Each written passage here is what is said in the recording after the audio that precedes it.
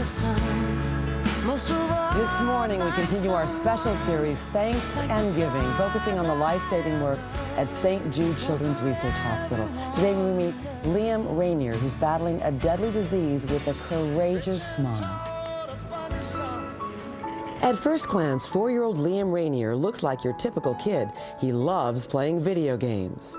I get to play the games on here. He loves fast cars. Yeah, I got a pretty cool car. You do got a pretty cool car. And he just loves to eat. You may have to break just for a minute from those Rice Krispies. That's one more. Okay. Hey, that's more than one.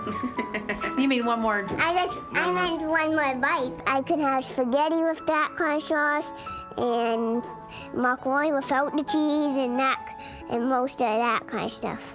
Even though he knows he's really sick. What's my tummy saying? I just felt it. Kind of real sick in me. You couldn't tell from the constant smile on his face.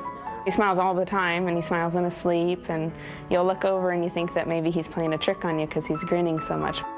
Liam has myelodysplasia, a rare form of bone marrow cancer. And it's so rare that it was hard to find much accurate information, especially related to children. At first, Liam was diagnosed with leukemia. Then doctors said he didn't have cancer at all.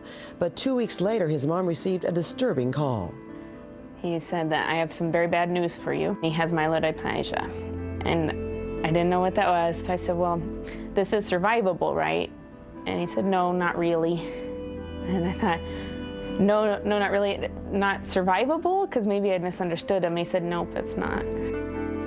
Refusing to accept his local doctor's prognosis, Regina did an online search to find a hospital that could save her son's life.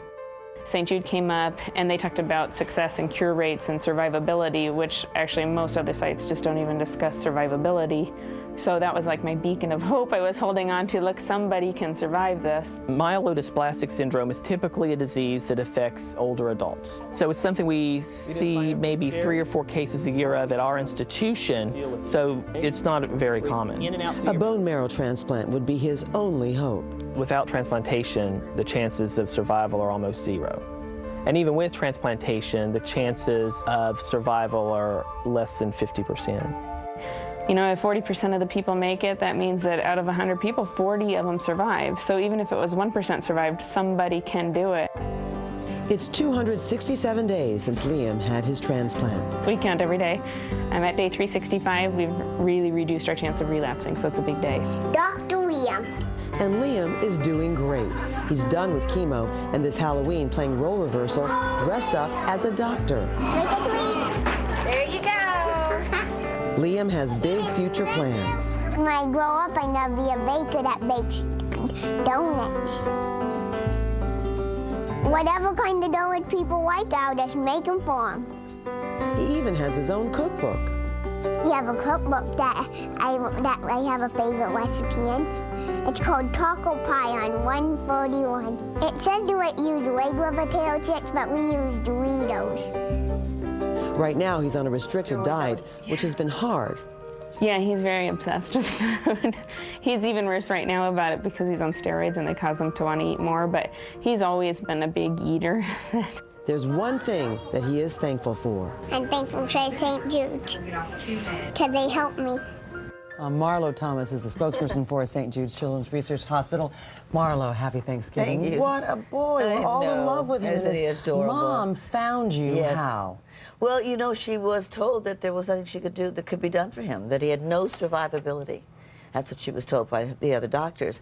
And so she went on the web and found St. Jude, and we talked about survivability. She How said, common no, is that, though, for mothers, parents to find you through the internet? Yeah, about 25% of our children come through the internet.